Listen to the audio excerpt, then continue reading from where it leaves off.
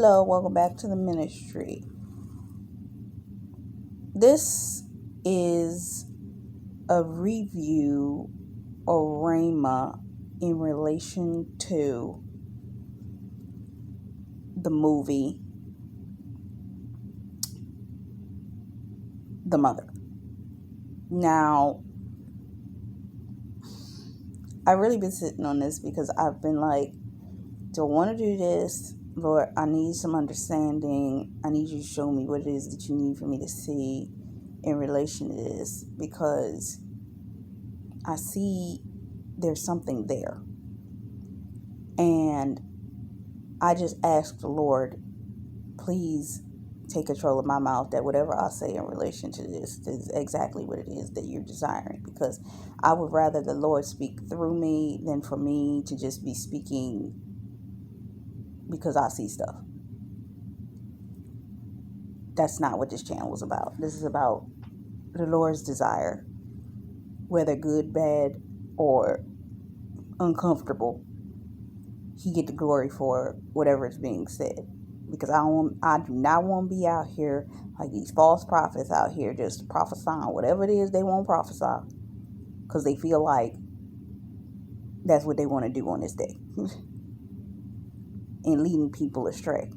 But the thing I notice is a lot of those types of prophets, they either don't prophesy what is the deep stuff, or if they do prophesy deep stuff, it's so gloom and doom that it's like fire, brimstone, and we all gonna die. That means they just prophesying to do whatever prophesying. There is a cadence to God. God always wants to give you an opportunity to make a change. If he comes to a phase where he's being very incessant about something, that means you've moved past a phase of a warning, you've moved past a phase of grace, you've moved past a phase of, I kept trying to tell you that, into a phase of, it's like any parent.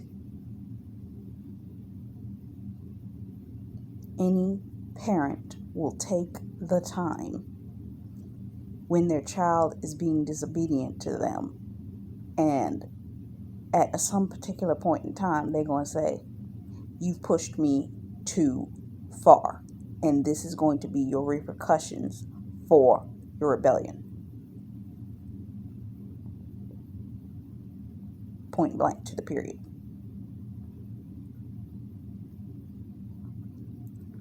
And that fits right in with the flow of this film of a mother. Not everybody knows how to be a mother. Not everybody knows how to operate. And in some cases, it's not even the fact that a person doesn't know how to be a mother.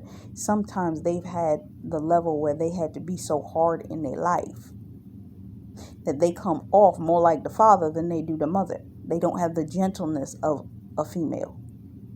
And that's what this character was in this film, because of the hardness that they had to go through, what they needed to do to survive. But I think that that's poetic unto the Lord, because the revelation that he gave me when I was sitting with him about this was this: just as much as it's a mother that is the main character in this film, a father, meaning the father towards his children, meaning you,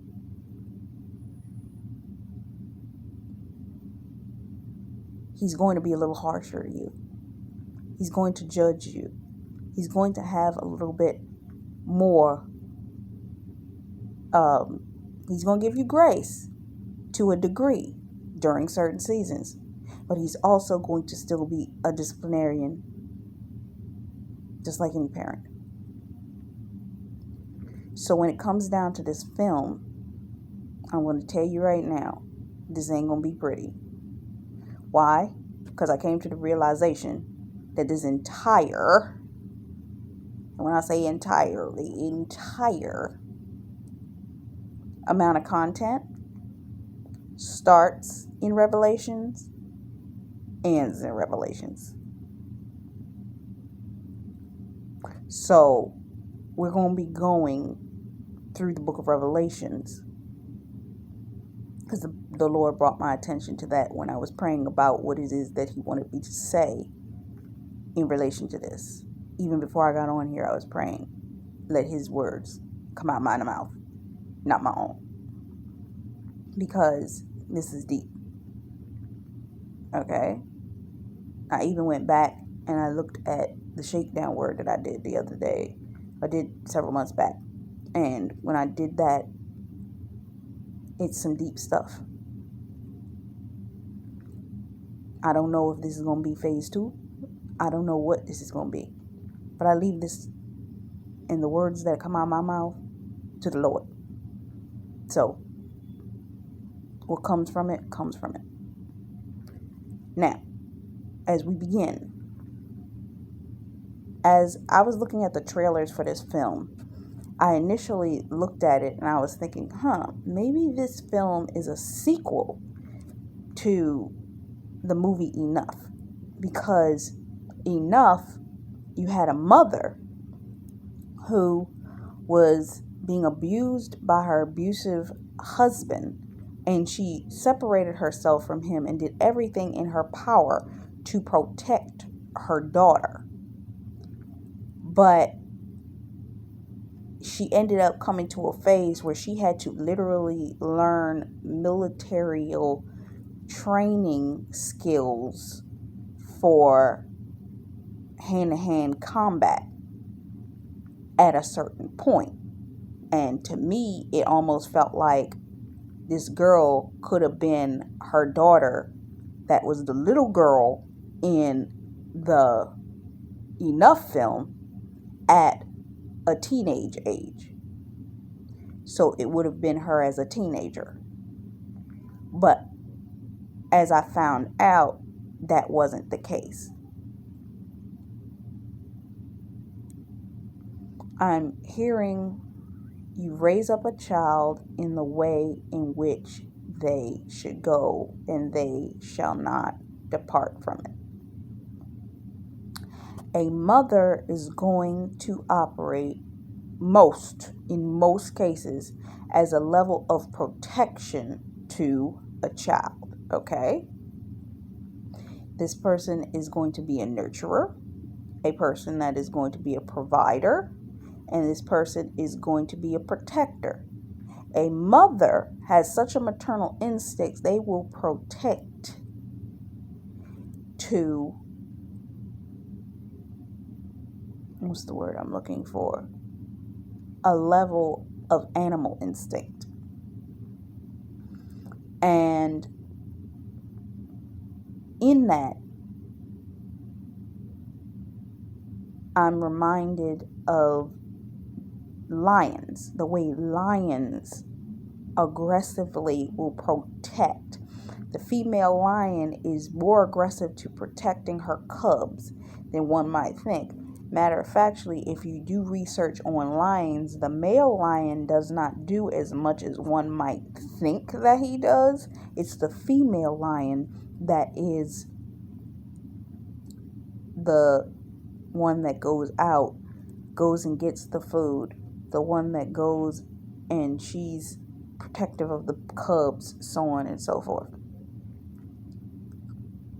And you're going to find there's a scene in there in the actual film that is not a lion, but it's another female protecting her children, another female animal. So as the film begins, I could not tell whether it was sunrise or sunset. And what I'm getting from that is this. We are in a season in the world right now where things are tumultuous. And there is actually a point of time where it's a sun rising. It's a rising of something new. I'm hearing Isaiah 43:19. I'm doing a new thing. Shall you not perceive it? It comes up as a rising of the sun. Several weeks ago, if you don't recall, I did 2 or 3 songs talking about sunshine, sunrise, breaking of dawn. Okay? Where it's a dawning of a new thing. And I also recently I'm hearing dawning of a new era. So with this new era, there's a shift. I have been seeing the numbers 116. 116 actually means birthing. 116 means birthing, and it's another meaning to it. I'm not sure off the top of my head. Let me see if I can find it. Now, I'm not sure whether I said this. I said it was 616, didn't I? I feel like I said 116. 616 is birthing. 616 means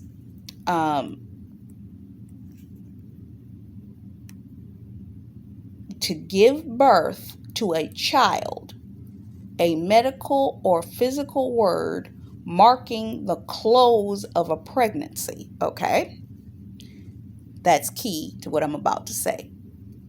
And it also has a masculine, mostly collective prisoner meaning. That actually has a meaning too. Because as we open up to the first scene, the mother is sitting in a chair being interrogated by 2 police officers. You have a good cop and you have a bad cop. You know, that's how they do. So in a way, she's in a position where she is being held prisoner.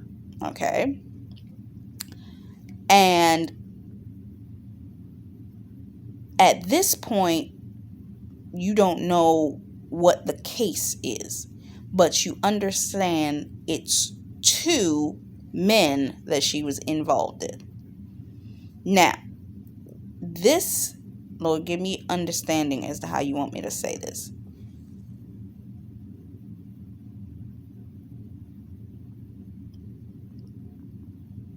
When you look at the 2 police or federal agents, you can look at this as protection, or you could look at this as security. Okay? But this woman has the understanding that she has a level of wisdom more prevalent than these 2 men. If you are a woman intercessor, a female intercessor, you know that when you intercede, your spiritual ears and eyes are in tune to things that the natural man will not be able to see. Which means that if these 2 people are acting as security, they are securing her, but they don't understand spiritually what it is that they're protecting her from. But she spiritually understands the weight in which these 2 individuals, meaning the 2 men that they are seeking her out for information, understand that when you are at the brink of a breakthrough, 9 times out of 10, you will find that there will be monitoring spirits. Meaning there will be people that will either come to you directly or try to slowly come to you for information. Queen Alita did a video where she was talking about be careful. One, be careful of the people that you're associating yourself with in this season, and also be careful of the people that you are allowing to have communication with you, because in this season the enemy is using anyone that has a hole in them to gain monitoring access to you. Meaning, if you feel safe enough to talk to them, but they have enough of a hole that there is an opening for a spiritual access, that person is an opportune candidate for a monitoring spirit. Because that person is somebody that the enemy can use to gain information about you. And this is what these two people are doing. They are interrogating her to try to find out information. Okay? Now, the two men, this can actually be considered political and or governmental in the name. And in these two, they are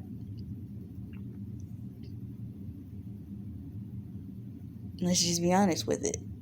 They have the posture of a Leviathan, which brings me to the scripture that Lord showed me that this film kind of lines up to. Okay?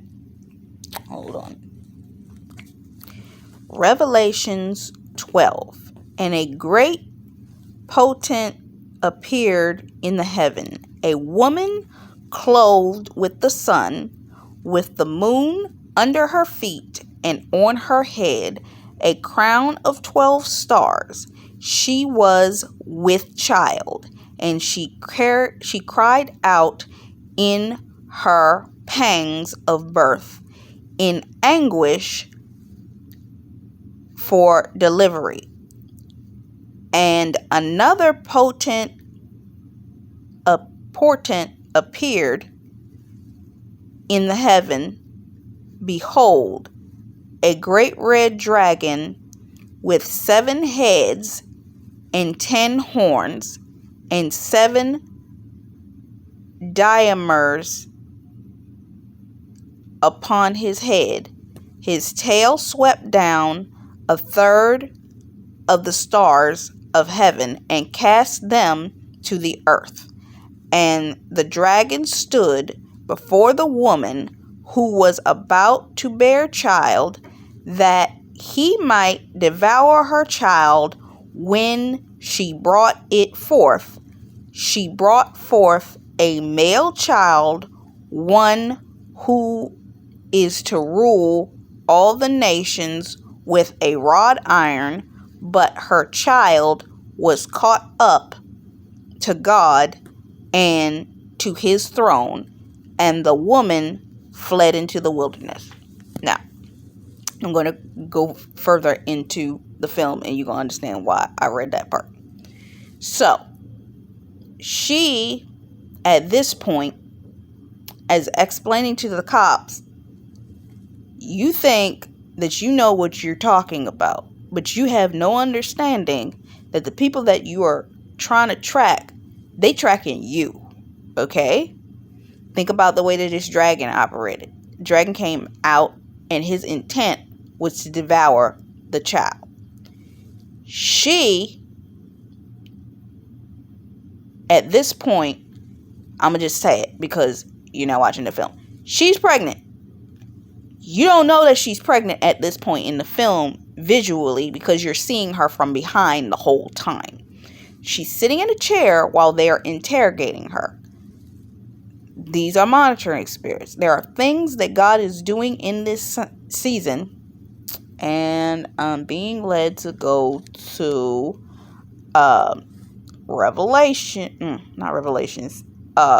Romans. Hold on. Okay, this makes sense. So, Romans 8. For the creature waits for eager longing for the revealing of the sons of God. For the creation was subject to the fluently, not of its own will, but by the will of him who subject in hope, because the creation itself will be set free and from its bondage to decay and obtain glorious liberty of the children of God. This is what your enemy does not want. Your enemy does not want you to see the fullness of the freedom of God, so it is monitoring to seek and prevent you from coming into the fullness of the manifestation of what God desires in your life, and for the children of God who are waiting in the groaning of wait for the manifestation of the glory. Just like this, the woman who birthed the child, this woman is carrying something, but she carrying needs protection. So at this particular point, she warned them, nah, I know these people, they're going to come looking for me. And almost as if on cue, the guy that was the bad cop got shot, and the one that offered her some water, he helps her. She throws the chair back, and they duck to prevent from getting shot, and he covers her, and he goes ahead of her to go up the stairs. You're in a state where you're in the midst of an elevation, and God is sending, come on, Jesus, God's sending you the help necessary to be security in protecting you as you elevate. Okay? But each of these people have a role to play to get you where you're going, but they may not survive or get to where you're going. But they are escorts to get you there. He covered her and was ahead of her as they walked up the stairs, seeking out to see what was above them. There are enemies in the places that you're going to next. Where you will be exalted to, there are enemies. You have to beware and be wary. But you are aware. The people that are trying to be security to you, because they're only there for a reason, they may not know every position that your enemy is coming from or trying to assault you from the place in which you are going to. Anybody experience witchcraft or assignments coming against them in order to prevent you from being able to enter your next season? That's what that is, assault. But God has spiritual protection to protect you from being hurt or what's the word I'm looking for? Hurt or harmed in this season. So what ends up happening here is there was one guy that was standing at the top of the steps. He gets shot, got knocked back down. The other one, he's trying to shoot. He doesn't know where the direction of the assault is coming from. And then he gets shot, but she has quick thinking and quick wittedness that she jumps, goes in, ducks down, runs, goes into the kitchen, grabs a bottle of glue, puts the glue into the bullet wound and seals it shut. Then she goes and starts working on something that's going to be a massive distraction. I'm being reminded of a word that Diani Neves released, that God's going to create a boom. There's going to be a boom. And it's funny because Dana Ray just recently released a word called 3-2-1 boom. There's something that God's about to do that's going to count down to maybe it's a flash bomb, maybe it's a what have you, but she created a bomb that literally caused the entire space to blow up. But just before that, she interacted with the man that she believed to be the father of her child. And she showed him that in this scene that she was pregnant. This person came and they tried to stab her in the stomach. She set off the bomb and he ducked and left. She was left with the stab wound, and now it was time for her to deliver. I'm going to come back for the next part.